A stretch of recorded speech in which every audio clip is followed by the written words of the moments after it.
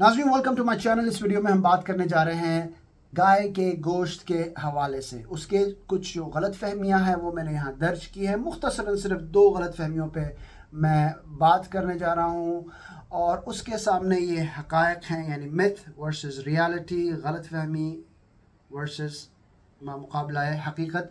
सिर्फ मुख्तसरन दो पॉइंट। एक तो ये है कि माना जाता है, कहा जाता है कि गोश्त यानी बीफ में ख़ास तौर पे सिर्फ चंद प्रोटीन होते हैं और फैट्स होते हैं। प्रोटीन से हमारे पट्ठे बनते हैं, मसल्स वगैरह उसके बनने में मददगार साबित होता है प्रोटीन। फैट्स बिल्कुल ही फ़ायदे नहीं है, उसमें माना जाता है फ़ायदा नहीं है, क्योंकि वो चर्बी है। हम चर्बी खाएंगे तो हमारे अंदर चर्बी हो जाएगी, हम मोटे हो जाएंगे, फिर ब्लड कोलेस्ट्रॉल वगैरह वगैरह दिल के लिए अच्छा नहीं है। इस तरह से ये सब इबहाम है। Fat doesn't make you fat. चर्बी आपको मोटा नहीं करती, अलबत्ता आपको शुगर डज। शुगर किसी किस्म की हो, सिंपल शुगर हो या कॉम्प्लेक्स शुगर हो। सादा शुगर जो चीनी जो मुंह में रखते ही तहलील हो जाती है और हज़म हो जाती है, हमारे खून में दाखिल हो जाती है, वो हो, या कोई कॉम्प्लेक्स यानी जो कार्बोहाइड्रेट्स होते हैं, जैसे रोटी हो गई, दाल हो गई, बीज हो गया, अनाज हो गए, मकई हो गई और कई ऐसे सब्जियां हो गई जिसको खाने के बाद हमारा जिस्म जो है उसे तब्दील करता है ग्लूकोज में यानी शुगर में। और हमारी जो खून की धारा है, हमारी ब्लड स्ट्रीम है, उसमें एक लिमिट है।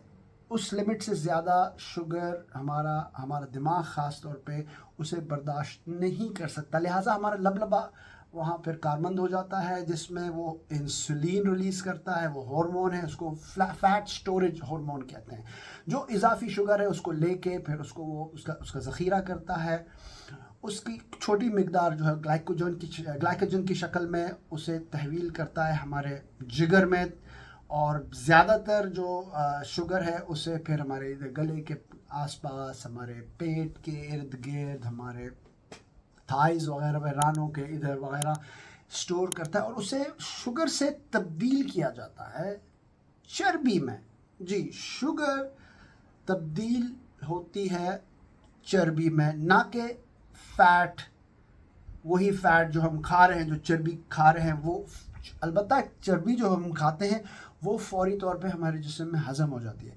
और अगर हम उसे चर्बी, अगर आपने कभी खाया हो और अगर खाते हैं तो आपको पता होगा कि ज़्यादा आप नहीं खा सकते, क्योंकि वो उसका एक वज़न होता है, उसका एक वेट होता है, उसका एक हाजमा का एक तरीका है। वो हज़म होते ही वो हमारे जिस्म में फौरी तौर पे यानी वो हज़म हो जाता है और हमारे खून की धारा में वो दाखिल नहीं होते जिस तरह से शुगर होते हैं, या जो सब्जियों से, जो आटे से, जो रोटी से, जो पराठों में, जो वाइट ब्रेड में वो जो तहलील होके जब हज़म होते हैं वो हमारे खून की धारा में दाखिल हो जाते हैं। तो ये बात यहाँ क्लियर हो गई है कि फ़ैट, जो चर्बी हम खाते हैं, वो जिस्म में हमारे जाके स्टोर नहीं होती, उसका ज़ख़ीरा नहीं होता। शुगर अलबत्ता उसकी जगह पे जो है वो तहवील होता है फ़ैट में। ठीक है, ये एक पॉइंट था जिसको मैंने क्लियर कर दिया। अब आते हैं प्रोटीन्स के बारे में। प्रोटीन्स यस बिल्कुल एक अहम किरदार अदा करता है हमारे जिस्म में, और उसके साथ साथ उस गोश्त में, बीफ के गोश्त में, ये सारे जो इधर दर्ज किए हुए फ़वाइद हैं, ये सारी हमारे जैसे उस गोश्त में पाए जाते हैं। मिसाल के तौर पर सैचुरेटेड फ़ैट क्या है? सैचुरेटेड फ़ैट चर्बी है, ठीक है। सैचुरेट हुआ जमा हुआ जो गोश्त में जो चर्बी पाई जाती है वाइट, उसको सैचुरेटेड फ़ैट कहते हैं। लेकिन उसके अलावा हमारे जिसम में मोनो अनसैचुरेटेड फ़ैट है और पॉली अनसैचुरेटेड फ़ैट है। ये वो फैट्स हैं जो पिस्तों में, बादाम में, जैतून के तेल में, अखरोट में, इनमें पाया जाता है। वो भी इनकी एक मिकदार पाई जाती है गोश्त के अंदर, जो हमारे लिए इंतहाई ज़रूरी है, फ़ायदेमंद है हमारे जिस्म के लिए। उसके अलावा पोटेशियम है, जिंक है, आयरन है, कॉपर है। तो ये हमारे اعصاب کے لیے پوٹیشیم بہت اہم کردار کرتا ہے. اعصاب کے جو ہمارے سگنلز ہوتے ہیں اس میں وہ فعال ہوتا ہے. زنک ہے جو ہمارا میٹابولزم جو ہے اس کو متحرک کرتا ہے, یعنی جو ہمارے جسم میں کیمیاوی تبدیلیاں ہو رہی ہوتی ہیں اس کو وہ آگے بڑھاتا ہے, اس کام کرتا ہے. آئرن ہمارے پھیپھڑوں میں جب ہم سانس لیتے ہیں ہیموگلوبن کی مدد سے وہ آکسیجن جو ہم انہیل کرتے ہیں لنگز میں اسے وہ ہمارے جسم کے مختلف اعضاء تک پہنچانے میں آئرن مددگار ثابت ہوتا ہے. کاپر ہو گیا جو کہ ہمارے لال خلیہ جو ہے ریڈ سیلز جسے کہتے ہیں خون میں, ان کو فارم کرتا ہے, ان کو بناتا ہے. تو یہ ساری چیزیں جو میں ابھی مینشن کر رہا ہوں یہ کس میں, یہ بیف میں پائے جاتے ہیں. اسی طرح سے سیلینیم ہے, میگنیشیم ہے اور فاسفورس ہے, یہ ہمارے دانتوں کے لیے بڑا اچھا ہے. وائٹامن اے یہاں پہ مینشن میں نے کیا ہے جو ہماری نظروں کے لیے بہت اہم کردار ادا کرتا ہے اس کو ٹھیک کرنے میں. وائٹامن B1 ہے, 2 ہے, 5 ہے. تو یہ کافی ان کے کافی فائدہ. بائیٹین دیکھیں, بائیٹین ہمارے نیلز, ہمارے ناخنوں کے لیے, ہمارے بالوں کے لیے بہت فعال ہوتا ہے. فولیٹ یہ جو حاملہ خواتین ہوتی ہیں اس کے لیے یہ بہت ضروری ہوتا ہے.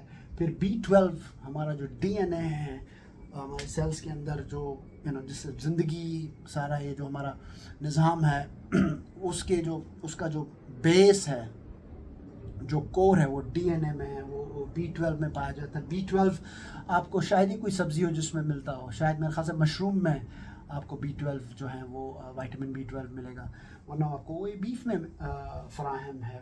اسی طرح سے کارنیٹین ہے جو ہمارے دل اور دماغ کے لیے فائدہ مند ہے. یہ کولین ہے جو ہمارے حافظے کے لیے مددگار ثابت ہوتا ہے. کریٹین ہے جو ہمارے مسلس کو بننے میں, بڑا کرنے میں فعال ہوتا ہے. جب ہم ورزش کرتے ہیں یا تھک ہار کے جب ہم آرام کر رہے ہیں تو وہ ریکوری میں یہ کیراٹین جو ہے وہ اہم کردار ادا کرتا ہے. تو اس طرح سے آپ دیکھیں تو بہت فائدہ اگر میں نے گنوانا شروع کر دیا. البتہ ضروری چیز جو ہے وہ یہ دیکھنا کہ جو گوشت ہم کھا رہے ہیں وہ اس کا جو جانور ہے اس نے گراس وہ فیڈ ہونا چاہیے, یعنی اس جانور کو گھاس دی گئی ہو, اس کی جو حقیقی غذا ہے وہ اس کو ملنی چاہیے, نہ کہ جو بیج ان کو کھلائے جاتے ہیں مکئی جیسے, اناج اور اس طرح سے جو چیزیں دیے جاتے ہیں ان کو موٹا کرنے کے لیے, ان کو اینٹی بایوٹکس جو انجیکٹ کرتے ہیں وہ صحیح نہیں ہے ہماری صحت کے لیے, کیونکہ وہی پھر ہمارے باڈی میں بھی ٹرانسفر ہوتا ہے, کیونکہ we are what we eat, ہم وہ ہے جو ہم کھاتے ہیں. تو ان میں جو لگے ہوئے انجیکشنز ہیں اس کا اثر جو ہے وہ ہم میں بھی ٹرانسفر ہو جاتا ہے. تو دیسی بیف کھانا بہت ضروری ہے جب وہ پکا ہو, بلکہ اس سے پہلے جب آپ اس کو کٹوا رہے ہوں تو الاؤ نیچرل فیٹس, یعنی جو اس میں قدرتی توازن ہے گوشت اور چربی کا اس کو بھی رہنا چاہیے, کیونکہ دونوں ہمارے لیے فائدہ مند ہیں. فیٹس, چربی ہمیں توانائی فراہم کرتی ہے اور وہ بہت اہم ہے ہمارے, وہ ایک فیول ہے, ایک ایندھن ہے ہمارے جسم کے لیے. اور اسی طرح سے جب پک رہا ہو تو دیسی گھی میں بہترین اس کا جو اثر, اگر فائدہ اٹھانا ہے بیف کا تو اس کو گھی میں پکنا چاہیے. اور اگر دیسی گھی نہیں ہے تو دیسی مکھن میں, اگر دیسی نہیں مل رہے تو کم از کم اچھی کوالٹی کا گھی اور بٹر میں بننا چاہیے, ورنہ ایکسٹرا ورجن اولیو آئل بھی بہت اچھا ایک آپشن ہے. کوکونٹ آئل اگر اس کی اسمیل برداشت ہے تو وہ بھی بہت ہمارے صحت کے لیے مفید ہے. اور اس کے ساتھ جو کاربوہائیڈریٹس ہیں اس کو کم رکھنا ضروری ہے. ہمارا جو کلچر ہے اس میں ہم روٹیاں اور پراٹھے اور پوریاں یہ سب بناتے ہیں, لیکن اس سے اگر اجتناب کیا جائے تو بہتر ہے, کیونکہ اس سے شوگر لیول ہائی ہو جاتا ہے. اور جب یہ میٹ یعنی بیف اور کاربوہائیڈریٹس کا جب آپس میں ٹکراؤ ہوتا ہے ہاضمے کے بعد, اس کے ذرات جو ہیں وہ پھر تھوڑے سے چپچپاہٹ والے ہوتے ہیں, اس سے ایک ایک مرحلہ شروع ہوتا ہے جسے AGE کہتے ہیں، ایڈوانس گلائکیشن اینڈ پروڈکٹ ہے، جو کہ جس کے کافی نقصانات ہیں، اس پہ میں مزید کبھی آگے گفتگو کروں گا. جی اس کے علاوہ شوگری آئٹمز بھی، جیسے آپ گوشت بنا رہے ہیں اس میں آپ نے مائنیز لگا دیا، برگرز بنا رہے ہیں اس میں آپ نے کیچپ لگا دیا، اور باربیکیو ساس لگا دیے، جو بوتلیں ملتی ہیں ان کے اندر بھی شوگر پائی جاتی ہے. وہ شوگر نہیں تو پھر ہائی فرکٹوز کارن سیرپ ہوتا ہے، جو کہ پھر یہ بیف کے ساتھ مل کر ہاضمے کے بعد ہمارے لیے وہی ایڈوانس گلائکیشن اینڈ پروڈکٹ جو ہے وہ پیدا کرتا ہوں. امید کرتا ہوں کہ ایک مختصر وضاحت سے آپ کو یہ کلیئر ہو گیا ہوگا. البتہ یہ خالی انفارمیشن ہے، آپ اپنی صحت کو دیکھ کے اس حساب سے اپنے فزیشین، اپنے ڈاکٹر سے رائے لے کے آپ دیکھیں کہ اگر آپ کو سوٹیبل ہے تو بالکل آپ گوشت جو ہے گائے کا کھا سکتے ہیں. امید کرتا ہوں کہ اس ویڈیو سے آپ مستفید ہوئے ہوں. اگر آپ کو یہ ویڈیو پسند آئی ہو تو اسے لائک ضرور کریں، شیئر کریں، اور میری آنے والی ویڈیو تک اپنا خیال رکھیں، اور سب سے زیادہ صحت مند رہیں.